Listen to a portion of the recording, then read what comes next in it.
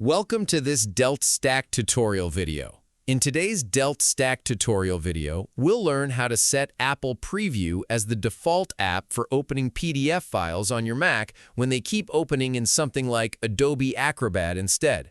First, find any PDF file on your Mac, then select it and either right-click and choose Get Info or simply press Command+I to open the Info panel.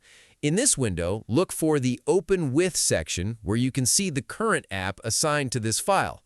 Click the drop-down menu and select Preview, and if you don't see it right away, choose Other and switch the view to All Applications so it becomes visible. Now, the important step is right here. Click Change All so every PDF file on your Mac will open with Preview instead of just this single file. If this guide is helping you, take a second to like and subscribe to support more quick Mac tips. It really helps the channel grow. As an extra tip, you can also right-click any PDF, go to Open With, pick Preview, and then choose Always Open With to quickly fix it for future files without opening the Info panel. Once done, your Mac will consistently use Preview for PDFs, making it faster and more seamless to view documents. Thanks for watching, and until next time.